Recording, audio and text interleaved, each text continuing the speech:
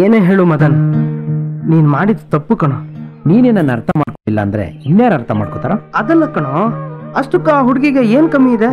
ನಿಮ್ಗೆ ಯಾಕೆ ಅವಳು ಇಷ್ಟ ಆಗ್ತಾ ಇಲ್ಲ? ಇಷ್ಟ ಆಗ್ತಾ ಇಲ್ಲ ಅಷ್ಟೇ, ಅದಕ್ಕೆಲ್ಲ ಕಾರಣ ಹೇಳಕ್ಕಾಗಲ್ಲ. ಸುಮ್ಮನೆ ಯಾಕೋ ಕೋಪಿಸ್ಕೋತೀಯಾ? ನಿನ್ ಉದ್ದೇಶ ಏನು? ಒಂದ್ ಹುಡುಗಿನ ಅರ್ಥ ಮಾಡ್ಕೊಂಡು ಮದ್ವೆ ಆಗ್ಬೇಕು ಅನ್ನೋ ತಾನೇ? ಆ ಹುಡುಗಿ ಇವಳೆ ಯಾಕಾಗಿರ್ಬಾರ್ದು ಅಂತ ಕೇಳಿದೆ ಅಷ್ಟೇ. ಬೇಜಾರ್ ಮಾಡ್ಕೋಬೇಡ್ವೋ. ಲೇ ಮದನ್, ಹೀಗೆ ಎಷ್ಟ್ ದಿವ್ಸ ಅಂತ ಒಂಟಿ ಆಗಿರ್ತೀಯೋ? ನಾನು ಅಂದ್ಕೊಂಡಿರೋಂಥ ಹುಡುಗಿ ಸಿಗೋವರೆಗೂ. ಎಲ್ಲ ಗೊತ್ತಾಯ್ತಪ್ಪ. ಬೆಳಗ್ಗೆ ನಡೆದಿದ್ದನ್ನು ನೋಡಿದ್ರೆ ನಮ್ಗೆ ಅಸಹ್ಯ ಅನ್ಸ್ಬಿಡ್ತು. ಇದನ್ನೆಲ್ಲ ಕೇಳಿದ್ರೆ ನಾವು ಅವಳನ್ನ ಬೆಳೆಸಿದ ರೀತಿನೇ ಸರಿ ಅನಿಸ್ತಾ ಇದೆ. ನೀನೇನು ಬೇಜಾರು ಮಾಡ್ಕೋಬೇಡಪ್ಪ, ದಯವಿಟ್ಟು ನಮ್ಮನ್ನು ಕ್ಷಮಿಸ್ಬಿಡು. ಚೇಚೆ, ನೀವು ದೊಡ್ಡವರು, ಹೀಗೆಲ್ಲ ಮಾತಾಡಬೇಡಿ. ಇದ್ರಲ್ಲಿ ನಿಮ್ದೇನು ತಪ್ಪಿಲ್ಲ ಬಿಡಿ. ಇನ್ಫ್ಯಾಕ್ಟ್ ನಾನೇ ಆತರ ಪಟ್ಟೆ. ಅವಳ ಮೇಲೆ ಕೈ ಮಾಡಬಾರ್ದಿತ್ತು. ಅಯ್ಯಯ್ಯೋ, ಹಾಗಲ್ಲಪ್ಪ, ನೀವ್ ಮಾಡಿದ್ದೆ ಸರಿ.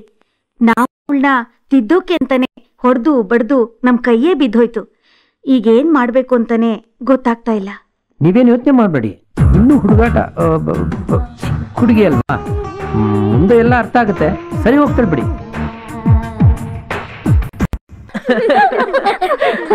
ಹಲೋ, ನಿಮ್ಮನ್ನಲ್ಲ, ಫ್ರೆಂಡ್ನ ಮಾತಾಡ್ಸ್ಕೊಂಡ್ ಬಾ, ನನ್ನ ಫ್ಲಾಟ್ನಲ್ಲಿ. ಏನ್ ಫ್ರೆಂಡ್, ನೋಡಿದ್ರು ನೋಡ್ದೇ ಇರೋರ್ ತನನೇ ಹೋಗ್ತಾ ಇದ್ದೀರಾ? ಸಾರಿ ಫ್ರೆಂಡ್ಸ್, ಸ್ವಲ್ಪ ಕುಡ್ದಿದ್ದೀನಿ ಅದಕ್ಕೆ. ಓಹೋ, ನಾವು ಕುಡ್ದೀವಿ. ಹೌದಾ? ಹೌದು, ನೀವೇ ಕುಡ್ದಿದ್ದೀರಿ? Green label. ನೀವು? ನಾವು ಗ್ರೀನ್ ಲೇಬಲ್, ಆದ್ರೆ ಕಾಪಿ. ಅನ್ಕೊಂಡೆ ನೀವೆಲ್ಲ ಒಳ್ಳೆಗಿರು ಕುಡಿಯೋರಲ್ಲ ಅಂತ. ನಾನ್ ಹುಡುಗ ಅವ್ರಿಗೆ ಗೊತ್ತು, ಸುಮ್ನಿರ. ಏನು ಬೆಳಗ್ಗೆ ನಿಮ್ ಸ್ನೇಹಿತರು ಘನ ಕಾರ್ಯ ಮಾಡಿ ಪಾರ್ಟಿ ಮಾಡಿ ಬಂದ್ರಾ? ಅವನ್ ಕುಡಿಯೋನು ಅಲ್ಲ, ಬೋಸ್ ಕೊಡೋನು ಅಲ್ಲ. ಅವನ್ ಏನ್ ಮಾತಾಡ್ತಾನೆ ಅವನ್ ಕ್ಯಾರೆಕ್ಟರ್.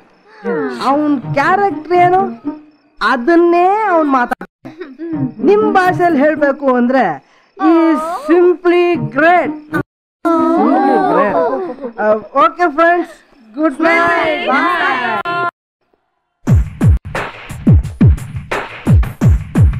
ಪ್ಲೀಸ್ ನನ್ನ ಅರ್ಥ ಮಾಡ್ಕೊಳ್ಳಿ. ನಾನು ಎಷ್ಟು ದಿನ ನಾಯಿ ತರ ನಿಮ್ಮಿಂದ ಸುತ್ತಾ ಇದ್ದೀನಿ. ಸ್ವಲ್ಪನೂ ಕರುಣೆನೇ ಬೇಡವಾ ನಿಮಗೆ? ನಾನು ನಿಮ್ಮನ್ನು ತುಂಬಾ ತುಂಬಾ ಲವ್ ಮಾಡ್ತಿದ್ದೀನಿ, ಹುಚ್ಚಂತ್ರ ಲವ್ ಮಾಡ್ತಿದ್ದೀನಿ. ನೋಡಿ, ಇದು ಯಾಕೆ ನಿಮ್ಗೆ ಅರ್ಥ ಆಗ್ತಿಲ್ಲ? ಏನು, ನೀವು ನನ್ನ ಹುಚ್ಚಂತರ ಲವ್ ಮಾಡ್ತಾ ಇದ್ದೀರಾ? ನಾನು ಯಾರು, ನನ್ನ ಫ್ಯಾಮಿಲಿ ಬ್ಯಾಕ್ ಗ್ರೌಂಡ್ ಏನು, ನನ್ನ ಕ್ಯಾರೆಕ್ಟರ್ ಏನು ಅಂತ ನಿಮ್ಗೆ ಏನಾದ್ರೂ ಗೊತ್ತಾ?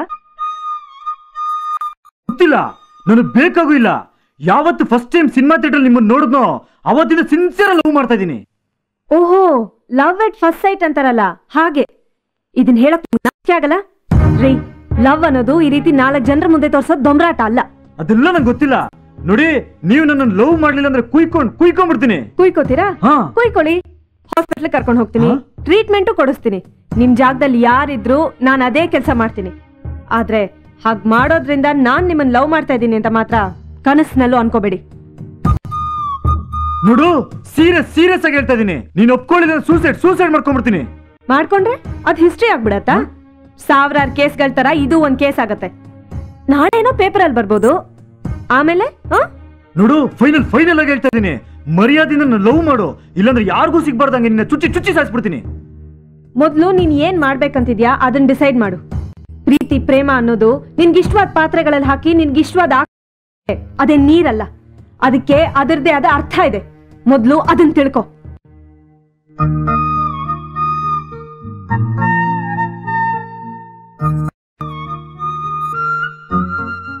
ಈ ದಿನ ನನ್ನ ಜೀವನದಲ್ಲಿ ಮೊದಲನೇ ಬಾರಿಗೆ ಒಂದು ವಿಭಿನ್ನವಾದ ಹುಡುಗಿನ ನೋಡಿದೆ. ಒಂದು ಹುಡುಗಿಗೆ ಎಷ್ಟಿರಬೇಕು ಅಷ್ಟೇ ಮಾತು, ಅಷ್ಟೇ ಮೌನ.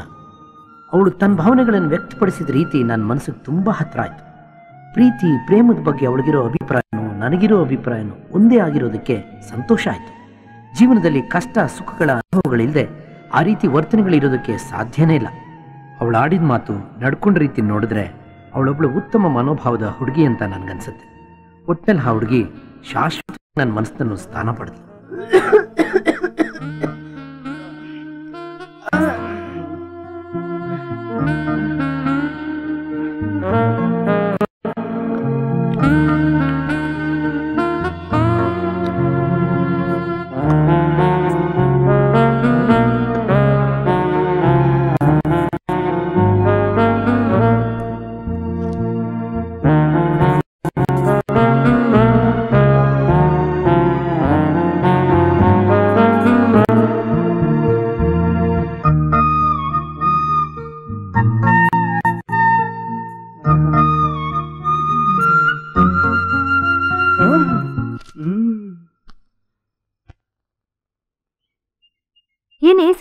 ನಮ್ ತರಾನೇ ಸೋಮಾರಿಗಳಾಗ್ಬಿಟ್ರಾ?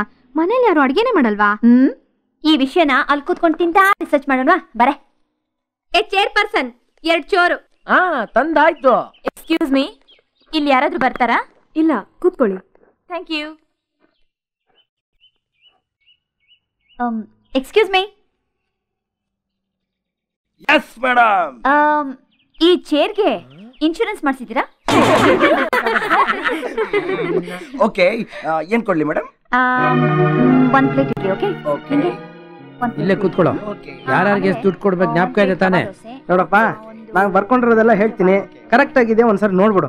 ಚೆನ್ನೈಗೌಡ್ರಿಗೆ ಒಂದು 18,000 ರೂಪಾಯಿ, ಕೆಳಗಡೆ ಮನೆ ಕರಿಂಗೆ 32,000 ರೂಪಾಯಿ. ಸರಿಯಾಗಿದೆ. ನಿಮ್ಮನ್ನ ಎಲ್ಲೋ ನೋಡ್ದಂಗೈತಲ್ಲ.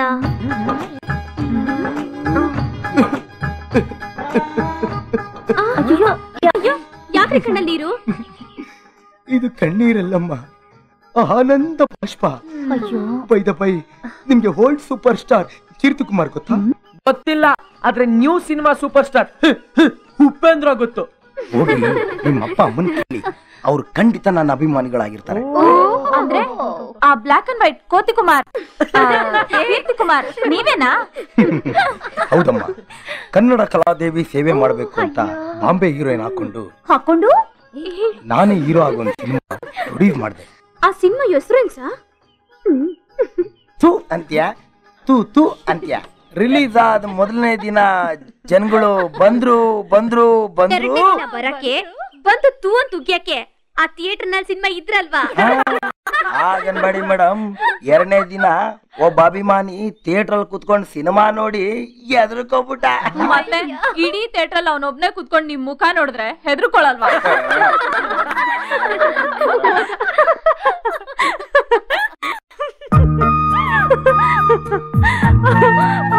ಸರಿ ತಾನೆ?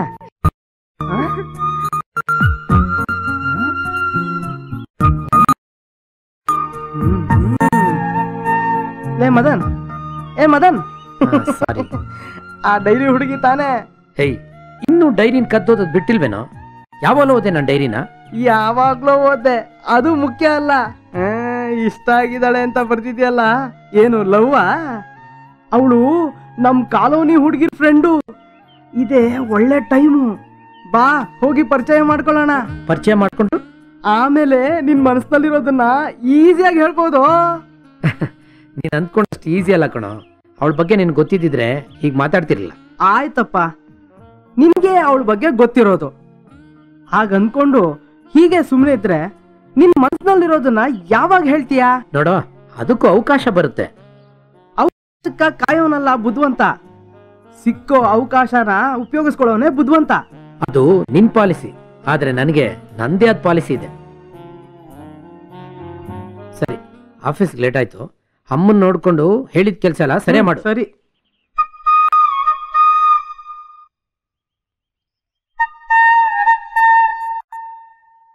ನೋಡಿದ್ಯಾ, ಸಿಕ್ಕ ಅವಕಾಶನ ಕಳ್ಕೊಂಡ್ರೆ ಉಳಿಯೋದು ನಿರಾಸೆ ಒಂದೇ. ಹಂಗನ್ಬೇಡ್ವೋ. ಪ್ರೀತಿ ಮಹತ್ವ ಏನ್ ಗೊತ್ತಾ? ಒಬ್ರನ್ನೊಬ್ರು ಮನಸ್ಪೂರ್ವಕವಾಗಿ ಇಷ್ಟಪಟ್ರೆ ಅವ್ರಿಗವರು ಖಂಡಿತ ಸಿಕ್ಕೇ ಸಿಗ್ತಾರೆ. ನಾನು ಅವಳನ್ನ ಮನಸ್ಪೂರ್ವಕವಾಗಿ ಇಷ್ಟಪಡ್ತಿದ್ದೀನಿ. ನೋಡು, ಊರು ತುಂಬಾ ದೂರ, ಹೊಟ್ಟೆ ತುಂಬಾ ಚೆನ್ನಾಗಿ ತಿನ್ಕೊಂಡು ಬರಲಾ? ಎಲ್ಲ ಸರಿ, ಸ್ಪೀಡ್ ಮಾತ್ರ ಸ್ವಲ್ಪ ಕಮ್ಮಿ. ಈಗ ಗೇರ್ ಚೇಂಜ್ ಮಾಡಿ ಸ್ಪೀಡ್ ಕೊಡ್ತೀನಿ ನೋಡಿ.